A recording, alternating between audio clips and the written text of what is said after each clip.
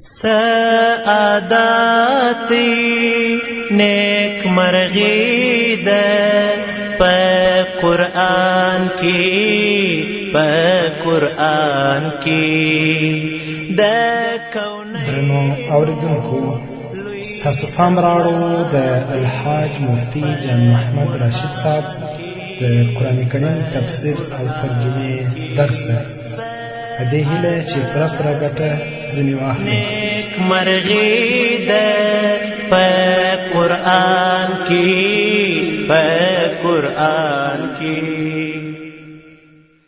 سورة بقرة او 15 آیات. اعوذ بالله من الشیطان الرجیم. بسم الله الرحمن الرحیم.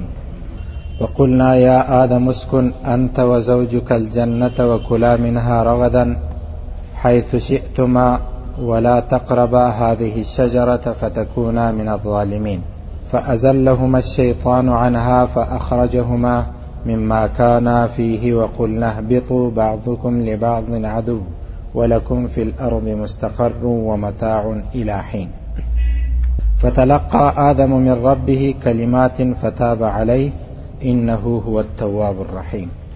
خبر خو إن شاء الله تعالى نندا کوو چې الله رب العزت آدم علیه السلام او د مبارکه کوروالا حوا رضی الله عنها ته دا خطاب کوي چې تاسو په جنت کې اوسئ. دا د دې مقصد لپاره چې الله وختي دا فیصله کړې وه، تقدیر کې دا فیصله سوې وه چې الله خپل خلیفه ځکې ته رالیږي تر څو د احکام او د نواهي یا د هغه کارونه چې انسانان ځینې منع کوي انسانانو ته ورسوي. نو الله رب العزت ترتیب داسې جوړ کړي چې آدم علیه السلام ته یې فرمایل چې ته او ستا سره ستا ښځه په جنت کې واوسېږئ، او د دې لپاره بل ترتیب دا ورته جوړ کړي چې تاسو د جنت د هرې میوې څخه خوراک کولی سئ، د هر ځای څخه چې میوه وي هلته تللی سئ، خوراک کولی سئ. خو تر ټولو مهمه نکته لا ده الله رب العزت ورته وفرمیل چې ستاسو دا خوراک تر ماړه ناسه پورې دی. اوس کله کله خلک ځینې سوالونه کوي، که څه هم مفسرینو په د هغو سوالو په باره کې ډېر جوابونه په خپلو تفسیرو کې رانقل کړي دي، خو غالبا تاسو لپاره به د هغه سوالو او جوابونه ضروري نه وي. دا په دې خاطر باندې چې زموږ د هغه سره تعلق دی نه.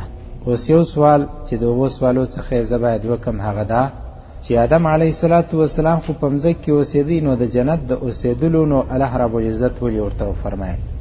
ښه جواب چې مفسرین فرمایي هغه دا دی د الله رب العزت اختیار دی او د الله رب العزت فیصله وه چې کړې وه. نور موږ د مولانا اشرف علي تهانوي صاحب په قول باندې رحمه الله تعالی دا په وینا باندې موږ د علت و سبب و د وجې و د دلیل پوښتنه نسو کولی چې په دغه دلیل او په هغو ټولو کارو کې چې هغه په قرآن او سنت یا په نص باندې ثابت وي په هغو کې موږ د دلیل پوښتنه نسو کولی. مثلا لمونځ ولې الله فرض کړی دی، زکات ولې الله فرض کړی دی، د دې دلیل موږ نسو غوښتلی، مطالبه یې نسو کولی. که څه هم په اصول فقه کې خو جلا خبره ده، اما عموما په دین اسلام کې دا خبره ده چې موږ د دلیل غوښتنه او مطالبه نسو کولی، خو د حکمت غوښتنه کولی سو. په حکمت باندې باید ځان پوه کړو چې په دې کې نو کومه فایده وه چې الله رب العزت لمونځ فرض کړي، زکات یې فرض کړي، حج یې فرض کړي، آدم علیه السلام ته د جنت د اوسېدلو امر وکړي. په دې کې حکمت او فایده څه وه؟ دا د دې لپاره چې انسانانو ته دا وښیي چې زما دا په وس کې ستا چې بشر په خپل فضل او کرم باندې جنتو ته راولم د دوی په ژوند کې. د مرګ وروسته خو دا ټولې فیصلې سوي دي د جنتیانو په باره کې، د مؤمنانو په باره کې. نو الله رب العزت فیصله دا کړې وه چې آدم علیه السلام په مځکه کې خلیفه ګرځوي. نو الله رب العزت د اوله سره څخه دا ورته وفرمایل وقلنا. په هر ځای کې چې کوم عبرتونه د تفسیر په حوالو باندې ما راټول کړي دي د الله په توفیق یا څه په تفسیرو کې وي هغه درته وایو انشاءالله. وقلنا او موږ ورته وویل یا آدم اسکن، ای آدم علیه السلام اسکن و اوسېږه ته، انت ته و زوجکه او ستا ښځه الجنت په جنت کښې، وکلا او تاسو خوراک وکړئ منها د جنت څخه رغدن په ډک نس تر ماړه نسه پورې. تاسو هر ځای د هرې میوې څخه د هرې درخت څخه خوراک کولی سئ، حیث شئتما چیرې چې ستاسو خوښوي، چیرې ستاسو رضا سول د کم ځای څخه د کمې درخت څخه چې ستاسو اشتها برابره وه د هغې څخه خوراک کولی شئ، خو شرط دا دی ولا تقربا او مه نږدې کېږئ هذه الشجرته دغه درختې ته فتکونا نو که تاسو د امر نافرماني وکړل سرغړونه مو وکړله زما امر مو پر ځای نه کوي د حاکم حکم د قاضي فیصله پر ځای نه سوله د رب العزت فرمان صادر سو خو مخلوق پر ځای نه کوي فتکونا نو تاسو بسې من الظالمین د ظالمانو څخه. مفسرین وایي یو رقم ظلم خدا دی چې انسان ګناه کوي دا پر ځان باندې ظلم کوي، بل رقم ظلم هم دا دی چې کله الله رب العزت امر ورته وکړي د پر ځای نه کوي دا خلاف ورزي هم ظلم دی. نو فتکونا من الظالمین دا په حقیقت کې تاسو پر خپلو ځانو باندې ظلم کوئ. لہذا مفسرین دا خبره هم کوي کم انسانان چې د الله امر پر ځای کوي نه د الله اطاعت و فرمانبرداري نه کوي هغه په حقیقت کې پر ځان باندې ظلم کوي، د الله بادشاهي ته هیڅ تاوان نه رسوي. دا یوه خبره وه. بل هذه الشجرته دغه درخته الشجرته دا درخته نو کومه درخته وه؟ په دې کې باید څنګه خبره وکړو؟ د مفسرینو د تفسیرو په حواله 3 قولونه ما راخستې دي. اول قول دا دی چې دا درخته د انګورو وه، که څوم د انګورو درختې ته موږ درخته نه استعمالو تاک ورته وایو د انګورو تاک، مګر د درختو د اقسامو څخه شمارل کیږي. بل قول دا دی چې دا د انځورو درخته وه، بل قول دا دی چې دا د خرما درخته وه. خو مفسرین وایي چې د نبی کریم صلی الله علیه وسلم څخه په احادیثو مبارکو کې د دغې درختې د تعیین یا د ټاکل کېدلو په باره کې کوم حدیث راغلی نه دی صراحتا. اما عبدالله ابن عباس رضی الله عنهما څه خبره چې په دې کړې ده وایي دا به دا درخته وي. حضرت مجاهد رحمه الله تعالی فرمایي وایي دا درخته به وي، او نور مفسرین وایي دغه درخته به وي. نو یا خو به د انګورو وي او یا به د انځورو او یا خو به د خرما وي. او تاسو چې کومه خبره اورېدل چې دا به د غنمو وي، د غنمو هغې ته خو وږی ویل کېږي، هغه به په درخته کې راځي نه. خو د مفسرینو په کتابو کې دغه 3 رقمه خبرې موجود لیکل سوي تر تاسو پورې در ورسېدلې. فازلهما الشیطانو که په دې باره کې نور معلومات غواړي عزیز التفاسیر وګورئ په پښتو کې، او که په اردو کې غواړي معارف القرآن او انوار البیان، او که په عربي کې غواړي نو هغه خو روح المعانی و داسې نور. فازلهما الشیطان عنها فارسی کې هم سته د مولانا عبدالعزیز شاه عبدالعزیز محدث دهلوي رحمه الله تعالی، هغه هم په فارسی کې تفسیر لري. د مولانا شاه ولی الله صاحب رحمه الله تعالی تفسیر په فارسی دی. فازلهما الشیطان عنها نو شیطان څه وکړل؟ فازلهما نو دوی دواړه خطا ایستل الشیطان شیطان عنها د جنت څخه، بلکې ترجمه چې مفسرین کوي دا ښه ترجمه کوي. نو دوی دواړه خطا ایستل شیطان عنها په سبب د درخت، عنها په سبب د درخت دغه شیطان دا کار وکړي. فاخرجهما نو دوی دواړه راویستل مما د هغه ځای څخه کانا فیه په کوم ځای کې چې د دوی ژوند او معاش و زندګي وه. نو الله رب العزت ورته فرمایل وقلنا او موږ ورته ویل اهبطوا تاسو کښته سئ بعضکم ځینې کسان بس تاسو څخه لبعض د ځینو لپاره عدو دشمنان. اوس یوه خبره دا ده چې الله رب العزت خو فیصله کړې وه، دا هم فیصله کړې وه چې شیطان دوی ته دوکه ورکوي، او دا هم فیصله کړې وه چې شیطان دوی خطا باسي، او دا هم فیصله وه چې د جنت څخه باید دوی راکښته سي. نو شیطان چې څومره کوشش د آدم او د حوا رضی الله عنهما په باره کې د خطا ایستلو وکړي، شاید چې بل ځای دومره نه یې کړي، شاید دا خو به وي خامخا به یې کړی وي، شاید چې د بل ځای دومره نه یې کړي. ولې د خطا ایستلو اساس د آدم علیه السلام څخه را شروع سو، ځکه نو شیطان ډېرې حملې پر نورو انسانانو او د آدم علیه السلام پر ذریت باندې هم وکړلې. نو کله چې دوی راویستله الله رب العزت سمدستي سزا هم ورکړله. هغه دا سزا خو نه وه بلکې عتاب و. وقلنا اهبطوا بعضکم لبعض عدو تاسو کښته سئ. په اهبطو کې مفسرین 2 خبرې کوي چې دا خو دوی 2 نفره وه، آدم علیه السلام او حوا رضی الله عنها. نو الله رب العزت بیا ورته ویله چې تاسو ګرده کښته سئ. د دوی سره نو څوک وه؟ یو قول دا دی چې شیطان هم الله رب العزت د اسمانو څخه لاندې راکښته کېدل غوښته چې هغه هم کښته کړي. نو ځکه شیطان آدم علیه السلام او حوا رضی الله عنهما د شیطان په شمول باندې الله رب العزت ورته فرمایل. دا یو تفسیر دی. خو بل تفسیر دا دی وقلنا او موږ ورته ویل اهبطوا تاسو ټوله کښته سئ آدم علیه السلام حوا رضی الله عنها او ستاسو ټوله ذریت اولادونه تاسو نور د دې ځای د سکونت او د استوګنې نه یاست تاسو کښته سئ خو ستاسو په کښته کېدلو کې ځینې داسې ناخوالې پیښیږي چې تاسو باید تحمل او برداشت د هغو په باره کې ولرئ هغه دا چې ستاسو په مابینځ کې دشمني پیدا کېږي یو انسان به د بل دشمن وي دغه دشمني څو اقسام لري ځاني مالی د عزت او داسې نور دشمنی هیڅ انسان د بل انسان لپاره داسې نشي کېدلی چې په ټوله کې نو دی دوست جوړ سي حتما به یو رقم دشمنی راورسره لري خو الله رب العزت ورته وفرمایل چې ستاسو دشمنی که ستاسو د ځینو انسانانو لپاره په وجود کې راځي او تاسو باید احتیاط وکړئ خپلې دشمنی باید په دوستۍ باندې بدلې کړئ او کم کارونه د دې لپاره جناب نبی کریم صلی الله علیه وسلم را ښودلي دي چې موږ او تاسو خپلې دشمنی په دوستۍ بدلې کړو هغه کارونه دي چې احادیث کې خو ډېر شته مولانا اشرف علي تانوي صاحب هم یو خبره چې خلاصه کوي هغه دا وایي د کم انسان سره چې ستا دشمني ده خطباتو کې د لیکلي دي د کم انسان سره چې ستا بغض و عداوت دی بد دې ځین راځي بد دې ایسي نو په هغه خاص وخت کې چې ته لمونځ کوې د هغه لمانځه وروسته دعا ورته وکړه ډېره ښه نسخه ده دا نسخه یاد وساتئ د مړو که ژوندي انشاءالله دا ډېره بهترین نسخه ده د کم انسان څخه چې ستا بد راځي کرکه دې ځینې کېږي بد دې ایسي در سترګو دې بڅرکې ورته غورځي پر خوله باندې سي لفظ ورته راوړلی نه سي او پر شرا همیشه وي دعا دې پر خوله ورته راځي لا نه قرار په هغه وخت کې چې هغه د دعا د قبلېدو دی او د خاص لمانځه خاص وخت دی لاسونه الله ته پورته کړه چې الهي دا انسان ته معافي وکړي الهي زموږ تر مابینځ عداوت او دشمني په محبت باندې را بدله کړي په مینه را بدله کړي دغه بهترین کار دی ولکم او ستاسو لپاره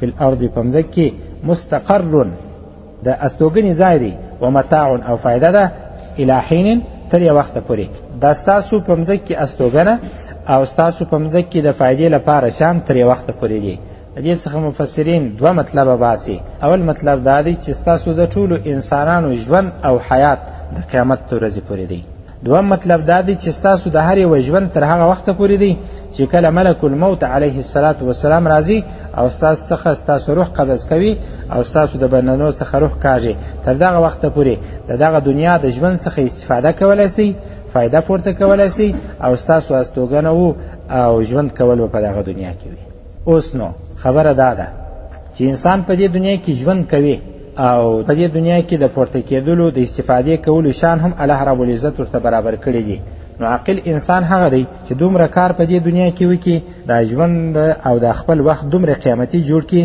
چې کم از کم یو څه خو دته په قبر یا په آخرت کې پیدا سي دغسې د بربادۍ او دغسې د بېباکۍ ژوند هم نه دی په کار لکه زموږ او ستاسو په جامعه کې چې ډېر انسانان په اخته دي په وارو وارو په ساعتو پر معمولي شي باندې ډېر مجلسونه کوي خو چې کله مهم او اهم مقصودی کار و مجلس را ورسېدی په کار کې بیا دی ډېر لږ وخت تېروي قرآن کریم کې خو داسې ځای کې ډېر راځي چې کله انسان ته مشکلات پیښ سي مشکلات او شرونه ورته پیښ سي نو په کار دا ده چې مؤمن اهون الشرین انتخاب کړي په دوو بدو کارو شر کارو کې هغه شر د ځان لپاره انتخاب کړي چې هغه اهون او سپک وي نو دا چې دوه د خیر کارون رالل نو مؤمن لپاره په طریقه اولا دا کار په کار دی چې باید انفع الخیرین د دوو خیرو یا د دوو ګټو څخه چې تر ټولو مهمه او فایدهمنده ګټه وه هغه باید مؤمن ترلاسه کړي خو زموږ په جامع کې مزاج داسې جوړ دی هر څومره چې د خیر کارونه یې هغومره انسانان ځان ځینې ګوښه کوي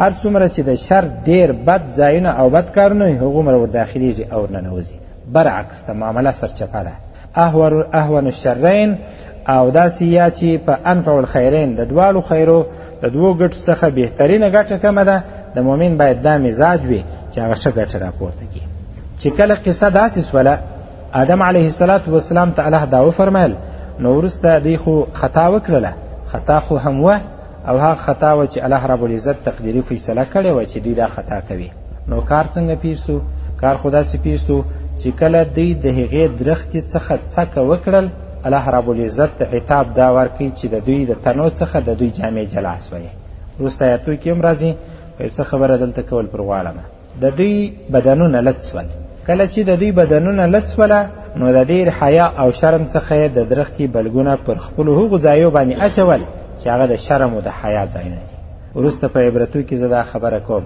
چې د مؤمن په فطري اوصافو کې یو صفت دا دی چې د شرم و حیا باید د پر نورو عادتو باندې غالبه وي. داسې نه وي چې نور غلط عادتونه د انسان پر شرم و حیا باندې غالب راسي. نو شیطان هر څه وس وکوي، هېڅ په ما نه ده کړې، او دا یې ورته وویله، قسمونه یې اخیستله.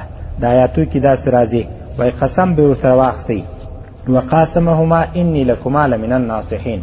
دوی دواړو ته قسم واخیستی چې قسم مې دی چې زه ستاسو لپاره خیرخوا یم. سورت اعراف کې راځي چې تاسو که د دې درختې څخه څکه وکړل تاسو به ملایکې سئ او تاسو به د همیشه اوسېدونکي څخه سئ، په جنت کې به اوسېږئ. پر دې باندې قسمونه واخیستل، وعدې ورکولې. خو چې کله الله تقدیري فیصله کړې وه دوی دغه لغزش او خطا وخوړل، الله عتاب ورکوي او دا کارونه یې وکړله. عتاب کې دا وسوله چې د دوی د بدنو څخه د دوی جامې جلا سولې. نو الله رب العزت د دې لپاره چې د ده توبه قبوله کړي ځینې کلمې ور وښودلې. فتلقى نو مخامخ سو یا زده کړلې آدم علیه السلام من ربه د خپل رب څخه کلمات ځینې کلمې، فتاب علیه نو الله رب العزت د آدم علیه السلام توبه قبوله کړله. انه هو التواب الرحیم، بېشکه الله رب العزت توبه قبلونکی دی. الرحیم، الله رب العزت مهربانه دی، او داسې مهربانه دی که چیرې انسانان لږ ورنږدې سي الله رب العزت خپل رحمتونه ډېر ورته رانږدې کوي. کلماتین دا کمې کلمې وې. په سورت اعراف کې یوه اشاره ورته سوې ده، هغه دا ده ربنا ظلمنا انفسنا وان لم تغفر لنا وترحمنا لنكونن من الخاسرین. الهي موږ پر ځان ظلم وکړي، او ربنا ظلمنا انفسنا وان لم تغفر لنا وترحمنا، که پر موږ ته مغفرت ونه کړې، رحمت راوړندې ونه کړې، نو موږ به دغو انسانان د جملې څخه سو چې هغه ظالمان دي او د تاوان سره مخامخ سوي دي. یو تفسیر دا دی. په بل تفسیر کې دا راځي، حضرت عبدالله ابن مسعود رضی الله عنهما فرمایي وایي کلماتین دا کلمې و الفاظو دا خبرې چې شوې چې الله رب العزت آدم علیه السلام ته ورښودلې، وایي هغه دا وې سبحانک اللهم وبحمدک وتبارک اسمک وتعالى جدك ولا اله الا انت ظلمت نفسي فاغفر لي انه لا يغفر الذنوب الا انت. پاکي د الله بیان کړله، حمد یې بیان کړي، د الله عظمت لوی بیان کړل، د الله بزرګي بیان کړل، او الله ته دا وفرمایل چې لا اله الا انت، یوازې ستا هستي به پاتې د ټولو مخلوقاتو هستي د منځ څخه ځي. ما پر خپل ځان ظلم وکړي، ما ته بخښه وکړې، یوازینی ذات ته چې د انسانانو ګناهونه معافوي. دغه کلمې وې. نو مفسرین وایي د دغو کلمو تکرار دا د انسان په لغزشاتو او په خطاو کې ډېر مؤثر دی. هغه چې شي دغه کلمې ربنا ظلمنا انفسنا وان لم تغفر لنا وترحمنا لنكونن من الخاسرین، دا په یاد کړئ. او یا دا وروسته کلمې چې ما درته وویل دا د پیدېدو وړ دي. نو الله رب العزت بیا ورته وفرمیل قلنا اهبطوا، موږ ورته وویل اهبطوا تاسو کښته سئ منها د دې جنت څخه جمیعا ټوله. د دې څخه بیا دا معلومیږي چې تاسو او ستاسو اولادونه ټوله کښته سئ. فاما یأتینکم، نو که راغلی یأتینکم و تاسو ته مني زما له طرفه هدن لارښوونکی، د هدایت لارښود، که یو څوک درته راغلی زما له جانبه څخه و تاسو ته د هدایت، د کامیابۍ، د سرخرویي، د سرفرازي لار درښودله، نو که یو څوک راغلی فمن تبع هدایه، نو هر چا چې اتباع وکړله زما د لارې او زما د هدایاتو، زما د اوامرو، فلا خوف، نو هیڅ بیره به نه وي علیهم پر دوی باندې، ولا هم یحزنون، او نه به دغه انسانان خفه کیږي. خوف دې ته ویل کیږي چې د یو انسان له طرفه یا د بل سبب په خاطر باندې د انسان په زړه کې بیره وي. حزن بیا دې ته ویل کیږي چې هېڅ شی نشته، نه دشمن ټوپک تر پسې راخستی وي، نه د چا خبرې پتا کې اثر کړی وي، نه حق انسان په زړه کې غمجن وي بې له کومه سبب او بې له کومه دلیله، دې ته حزن ویل کیږي. نو رب العزت فرمایي که چا زما د لارې اتباع وکړله هغه کې به خوف نه وي، بل څوک به د ده په زړه کې بیره پیدا کولی نه سي، او نه به بې له دلیل او بې له سببه د ده په زړه کې حزن او غم پیدا کیږي. نو دا یو انعام دی چې الله رب العزت د خپلې لارې په باره کې انسانانو ته وښودی. والذین کفروا وکذبوا بآیاتنا اولئک اصحاب النار، او کومو کسانو چې کفر وکړي، کافران سول، ناشکري وکړل، د اسلام څخه واوښتل، بېدینه او بې ایمانه سول، وکذبوا بآیاتنا، او زموږ آیاتونه یې درواغ وبلل، اولئک اصحاب النار، بېشکه دا کسان د اور ملګري دي.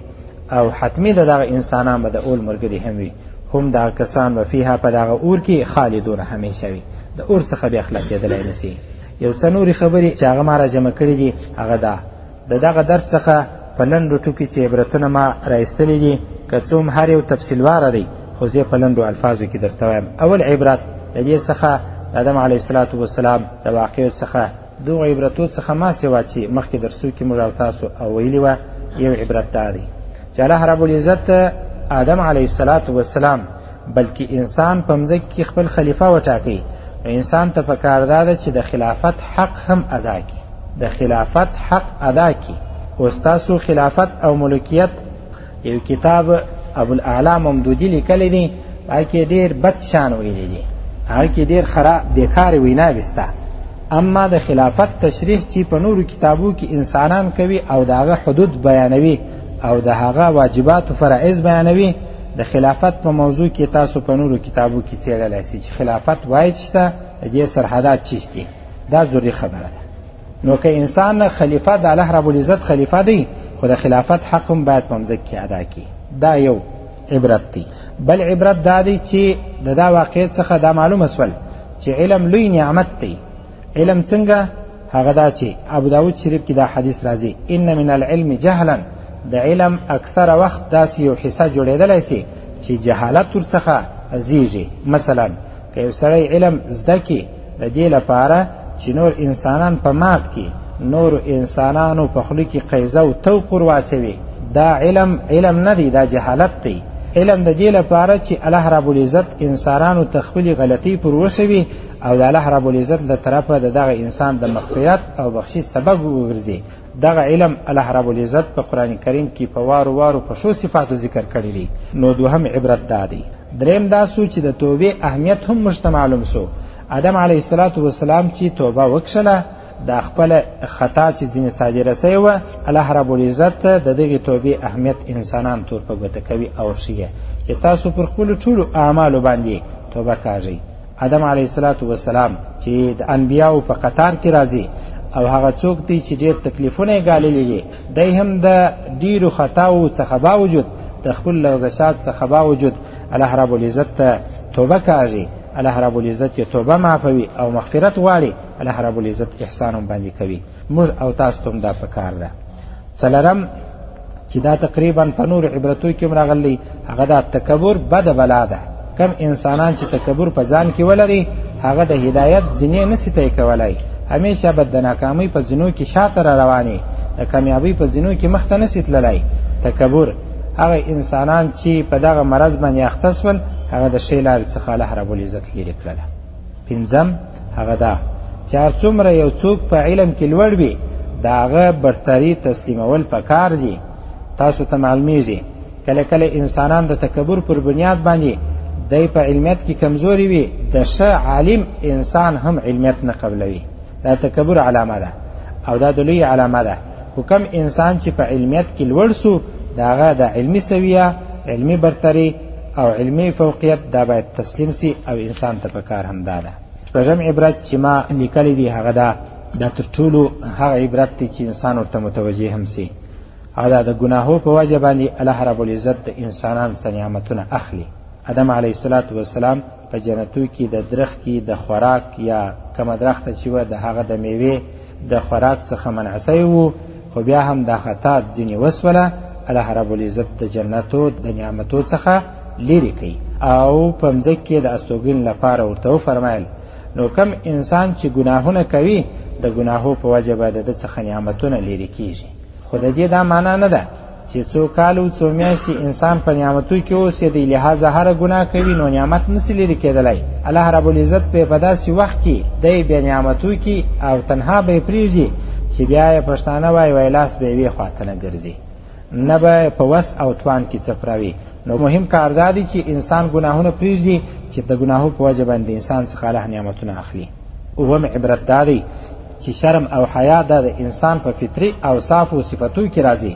آدم علیه السلام شرم و حیا باندې غالبه وه، ځکه نو د بدن د لڅېدو سره سم شروع یې په دې وکړله چې د درختې بلګونه را اخي او پر هغو ځایو باندې لګوي یا مشلوي، هغه ځایونه په پټوي په کوم ځایو کې چې انسان شرم او حیا ډېره باندې غالبه وي. نو انسان که چیرې د حیا او د شرم څخه بې برخې سو، هغه نو بیا هر څه چې وکړل. اذا فاتک الحیا فافعل ما شئت. د انسان څخه حیا فوت سول او لاړل، بیا نو چې هر څه غوښتل هغه کولی سي. لهذا په جامعه کې که غواړو چې په موږ او تاسو کې د اسلامي نور صفتونه راژوندي سي، نو شرم او حیا بهترین کار دی. د حضرت عثمان رضی الله عنه په باره کې راځي چې کله دی خلیفه سو، پر منبر یې صرف الحمدلله ویل. زموږ د فقها فرمایي وایي که یو امام پر منبر باندې فقط خطبه په الحمدلله باندې ختم کړي صحیح دی. دا په دې خاطر پر حضرت عثمان رضی الله عنه باندې حیا او شرم ډیر غالب و او ډیر حیادار انسان الله رب العزت پیدا کړی و. نبی کریم صلی الله علیه وسلم یو ځای ناست دی، څنګه اچولی دی، پښې اندازه قدر غځولی دي، پښې مبارکې هم اندازه قدر لڅې دي، پایڅې څه پورته وې. نو ابوبکر صدیق رضی الله عنه رالی، نبی کریم صلی الله علیه وسلم هغسې ناست دی. حضرت عمر رضی الله عنه رالی، هغسې ناست و. کله چې حضرت عثمان رضی الله عنه رالی، نبی کریم صلی الله علیه وسلم عادي حالت ته رالی، هغسې کښېنستی. بیا څوک پوښتنه ځینې کوي چې دا ولې هغه دواړه خلیفګان رالل، تاسو څه حرکت ونه کوي، هغسې ناست واست. کله چې عثمان رضی الله عنه تشریف راوړی، تاسو په خپله ناسته کې تبدیلي راوستله. نو بیا دې ورته ویل عثمان تستحیي منه ملائکة الرحمن، د عثمان رضی الله عنه څخه د رب العزت او د رحمان ملائکې هم حیا کوي. دومره حیادار انسان الله رب العزت پیدا کړی و. خو خبره زما ورونو دا ده چې زموږ او ستاسو په دا کشر نسل او دا کشره طبقه کې بیا په د ځوانانو کې چې څومره بېباکۍ کېږي، دا د بېحیایي په وجه کېږي. چې څومره ګناهونه کېږي، دا د بېشرمۍ په وجه کېږي. حیا او شرم صرف زما ورونو حیا دې ته نه ویل کېږي، شرم دې ته نه ویل کېږي چې یو چا ته لاس په نامه او د هغه مخ ته تاسو څنګه یاست کښېنئ، مهرباني وکړئ، تشریف راوړئ. دا خو صحیح دي چې د حیا او د شرم الفاظ دي، مګر د حیا او شرم چې اصلي ترجمه او اصلي تعریف وکتل سي، هغه دا معنا چې چیرې الله رب العزت ناراضتیا وه، د هغه ځای څخه موږ ځانونه وګرځو. په کوم کار کې چې الله رب العزت ناراضه کېدی، دا کار څخه ځانونه ګوښه کړو. او په ناسته ولاړو کې هر انسان باندې حیا او شرم باید غالب وي. د مشر عزت، د استاد عزت، د مور او پلار، د میلمه، د ټولو انسانانو په مخ کې داسې برخورد او چلن کول چې انسان یو رقم عبرت واخلي. ناسته کې دومره عبرت واخلي چې ستا د ناستې څخه متاثره سي، ستا د الفاظ څخه متاثره سي. مګر څه به یې کوې، دا علیحده کورس دی چې باید وویل سي د شرم و حیا. حدیث کې راځي چې انبیاء علیه السلام په څلورو شیانو کې سره مشترک وه. څلور خصلتونه په انبیاء علیهم السلام کې وه. اول حیا وه، دا خصلت په ټولو انبیاءو کې و. دا عادت و صفت په ټولو کې و. دوهم عطر استعمالول وه، دا په ټولو انبیاءو کې مشترک دا عادت او صفت راغلی دی. اوس موږ خلک ډېر عطر په دې خاطر نه استعمالوي چې وایي ما ته تکلیف پیښیږي، خود به مزاج دا وغواړي، مګر په دې خاطر چې دا د انبیاءو مشترک او ګډ شی استعمال سي. د دې پر یو بل حدیث هم راپه یاد سو چې درې شیان ردول په کار نه دي: ریحانه، عطر او بل بالش او بل شیدې. دا که څوک درته ونیسي دا رد نه سي. زموږ په انسانانو کې بس په داسې شیانو کې چې هغه یقیني سنت کې صفت راغلی وي او تعریف راغلی پای کې زورونه وي.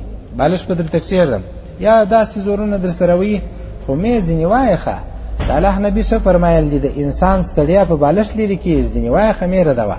که څوم مشر سړی بالش درته کښېږدي، دا خو بیا ستا حیا او د چې ته بیرته د مشر د احترام په خاطر هغه ته بالش ږدي. او کله کله عطر یا ولاکې واخم بس ما ته راورسېدل، ځینې اخله هېڅ صورت نشته. او شیدې خو بیخي مه جوابوئ. دا هغه شیان دي زما ورونو چې انسان یې باید استعمال کړي او په دې شیانو باندې عمل وکړي. دریم مسواک وهل دی. مسواک وهل ډېر بهترین کار دی. مسواک زموږ په انسانانو کې ډېر کم استعمالیږي. دا ځینې حاجیان چې راغلي وه یا ورسره ملاقات مو وکړي یا څنګه وه، ډېرو کسانو مسواک به نه اخیستی. ویل نو زه څه کوم، زه هغسې نه وم، دومره ورسره نه اشنا دی.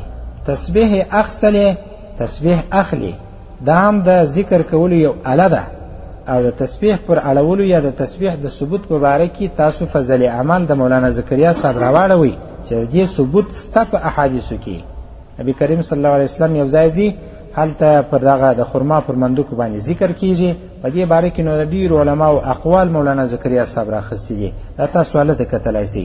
تسبیح واخلي اما مسواک نه اخلي. وای نو څه کوم؟ اول ویا در سره واخې وانډیوال ته خو یې ورکې، دومره ورسره نه عادت دی. زموږ او ستاسو په جیبو کې د یو مسواک پر ځای دوه وای چې یو زړېدلی دا بل باید نوی پروت وای، مګر نااشنایي ده. تر ټولو بهترینه فایده دا ده چې د ذکرنن په وخت کې به د انسان ژبه پر لا اله الا الله محمد رسول الله باندې جاری وي. دا غټه فایده ده. د نن څخه دا قصد وکړئ، یو مسواک هر څو افغانۍ چې دلته دا غریبان درکوي ریډیو والا تاسو یې رانیسئ. د مسواک په رانیولو کې چنې مه وهئ، دا زما دا واورئ، په هر شي کې کومې چنې والي هغه ستاسو کار دی، خو د مسواک په رانیولو کې چنه مه وهئ. په څو دی؟ سیابندۍ مسواک دی، په دېرش افغانۍ. څه کوې د خدای بنده، دېرش افغانۍ د کوچنی مسواک. یا دا ستا د نبي سنت دی، دا په خاطر 10 افغانۍ قربان که الله رب العزت په 10 کروړه او 10 لکه ثوابونه او درجې تا ته درلوړوي او درکوي به مسواک ول. او څلورم تر ټولو چې علل او تر ټولو خوندور او تر ټولو د مزاج او طبیعت سره موافق کار د انبیاو تر مابین چې مشترک او ګډ کار و هغه نکاح کول. په دې باره کې هر انسان باید پوره جدوجهد خواري وکاږي. اتم عبرت چې باید موږ او تاسو خبره هم پای ته ورسو هغه دا پر هدایت قبلولو باندې الله رب العزت انعام انسانانو ته ورکوي. هغه انعام دا دی، الله ورته فرمایل فمن تبع هدایا فلا خوف علیهم ولا هم یحزنون. که څوک زما د هدایت اتباع وکړي، هدایت یې قبول کړي، هدایت یې په ځان کې راوستی، په اولادو کې راوستی، په مال او په عزت او په رفتار او گفتار ناسته ولاړې کې راوستی، سفر او حضر کې راوستی، د ورځې او د شپې راوستی، فلا خوف علیهم ولا هم یحزنون. دا د هدایت پر قبلېدو باندې اولنی غټ انعام دی چې الله رب العزت ورکوي. الله رب العزت موږ او تاسو ته د عمل کولو توفیق راکړي. لا اله الا انت سبحانك فقنا عذاب النار. ربنا فاغفر لنا ذنوبنا وكفر عنا سيئاتنا وتوفنا من الابرار. وصلى الله تعالى